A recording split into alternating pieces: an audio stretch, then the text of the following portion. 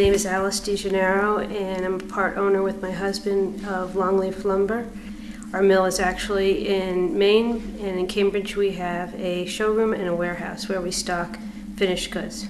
Primarily the customers that are coming here are usually aware of the fact that it's a recycled or green product, and that's one of the primary reasons that they come to Longleaf. The mill buildings in New England were constructed primarily of heart pine. In addition, you will find Eastern Antique white pine, also known as pumpkin pine. If you're talking about price range, it can range from about $4.50 a square foot up to about $16 a square foot.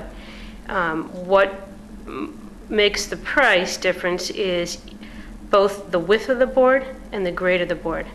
So the wider you go, the more expensive it is, and the cleaner you go, the more expensive it is. And by cleaner, I mean free of knots, nail holes, and surface checking. This is an example of our clear #1 quarter sawn antique heart pine, which means it's 100% vertical grain, free of knots, nail holes, and any surface checking.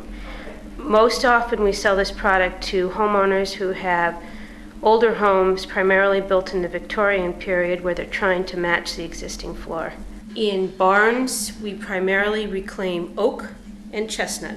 The story behind the chestnut tree, it at one time, I think made up, they say, 25% of the hardwood forest on the eastern seaboard, and a blight hit it in the early 1900s and has practically wiped out the chestnut tree.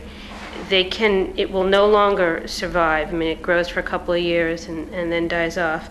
So really the only way to get chestnut material is through the salvage process. Many of our customers are really looking for a more rustic, old world look, and for that they look to our rustic grade material in whatever species it is. They're looking for patina, character, things happening in the grain, and that is a more affordable product. This is the stuff that was buried in the Charlestown Navy Yard. It's live oak from the south that was originally brought up to build the wooden ships like the Constitution. It's a really dense, heavy wood that has a natural curve to it. People are using them both as architectural pieces within the house, and we're even resewing some into flooring. We need to ask people what their subfloor is before we can sell this to them. We don't do any of that river recovery. That's really popular down in Florida and up in the Great Lakes, where I've heard that apparently in years back when they were the timbers were put down the rivers and floated down to the mills, that sometimes 1 out of 3 logs sank to the ground. So they're really recovering a lot of material up there. This is maple flooring recovered from factories. So it's the original factory flooring that we pull up, denail, and remill into a new tongue and groove flooring, but we leave the patina, the original patina, leaving the cart marks, nail marks, and beautiful colors. Upstairs we have a more contemporary look. We've floored it here in bamboo and cork flooring. Both of these floors are sustainable flooring. Bamboo grows at a really quick rate, and when they harvest it to make the flooring out of it, they do not kill off the tree. It just regenerates itself. And the same goes for the cork. Cork flooring is made from the bark of the cork tree, which is taken off the tree, I think it's about every 7 or 9 years, and does not kill the tree.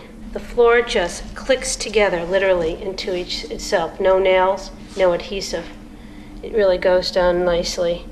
The granulars are crushed smaller and larger, and it creates the different patterns. And there are a few colors, but not many. They have a light, a medium, and a dark, and no staining is happening. It's just a process. It's just the heating process that changes the color of the cork, and they last a long time.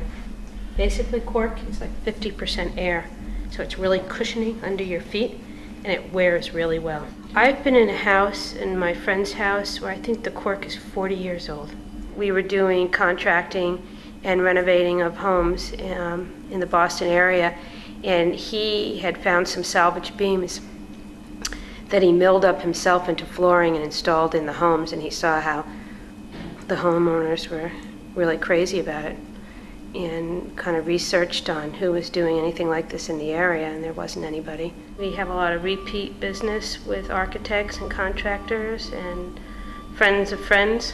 And then we also have a fair amount of artisans, people making cabinetry or furniture, who come to us just looking for maybe some wide, long, unusual boards. This wood has just so much more character than new wood.